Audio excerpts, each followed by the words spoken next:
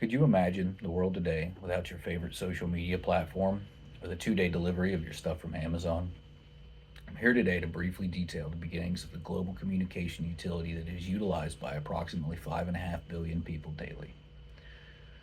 Considering the internet has become a modern tool used by just about everyone across the planet, it's essential to understand the reason for its initial creation as well as how it has grown into the powerhouse of a data communication tool that it has become today. As a cybersecurity major, I've always been fascinated by the interconnected world that is the internet.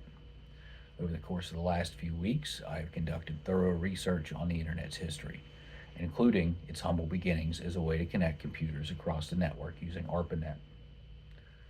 First, I will detail the motivation behind its creation and the initial steps taken to create the global communication network as we know it today. Second, I will discuss the creation and adaptation of the Transmission Control Protocol as well as the Internet Protocol. Finally, I will discuss the invention of the World Wide Web and how that has shaped the Internet as we know it today. The Internet as we know it today started in the late 1960s as a project of the Department of Defense. After the launch of the Sputnik satellite by the Russians in 1957, the Advanced Research Project Agency, or ARPA, was created. One segment of this agency was called the Information Processing Techniques Office, and one of its main goals was to enable the sharing of limited computing resources between researchers and officials at universities and government institutions. In 1969, ARPA funded the creation of ARPANET, a pioneering effort to interconnect different computer systems through packet switching technology, which would eventually evolve into the internet we use today. The first network communication that was attempted was the word login. Out of those 5 letters, 2 of them made it to the destination unscathed, and the third crashed the system. However, a few hours of troubleshooting and the issue was resolved, and the entire message was passed between machines. On the evening of October 29th, the first attempt was made to connect from UCLA to SRI, 350 miles to the north. The machines were on, the digital circuit connecting the IMPs, or interface message processor, was ready. Each end confirmed all was go via phone connection, and so it began. Same year this initial communication took place, the United States saw an additional 10 networks deployed across the country, and exponentially more years after that. With that in mind, how would all of this data being sent back and forth be organized? Allowing computer networks to communicate with each other over any distance would require a standardized communication protocol. This led to the development of TCP/IP.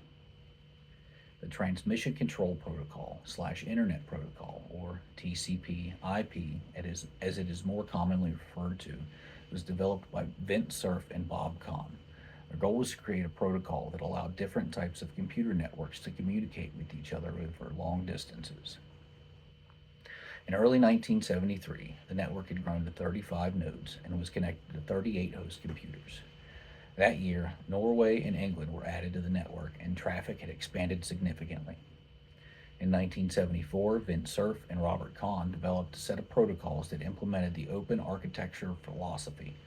These new protocols were the Transmission Control Protocol and the Internet Protocol.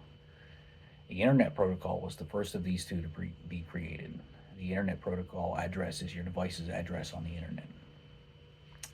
By 1983, all networks connected to the ARPANET made use of TCP/IP, and the old Network Control Protocol was replaced entirely.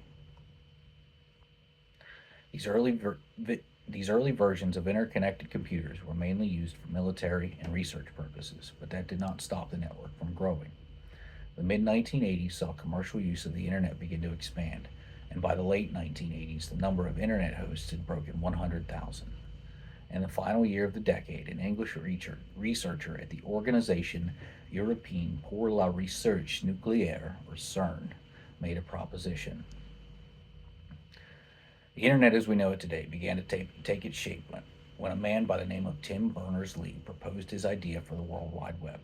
His hypermedia software program enabled people to access, link, and create communications in a single global web of information.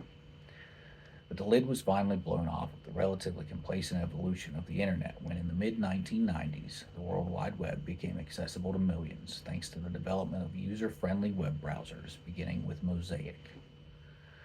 The new utility continued to grow exponentially in size. According to ResearchGate publication, in 1996, the number of net users more than doubled from 16 million in 1995 to 36 million. Those numbers have only continued to rise as the years have passed. Fast forward to 2001, there were 513 million net users. That number has since expanded to about two-thirds of the planet.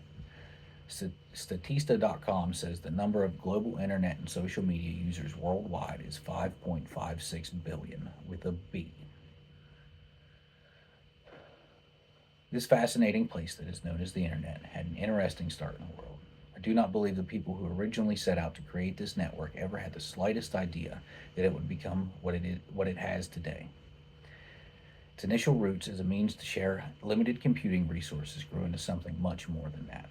How far it has come from the initial two letters sent across those 350 miles.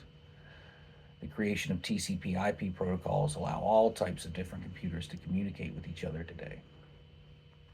And once Mr. Tim Berners-Lee shared his vision with the world, the internet truly began to grow into the behemoth that it is today. That is all the time I have for today. In closing, I will leave you with something to ponder. What will the internet look like in another 25 years? 50?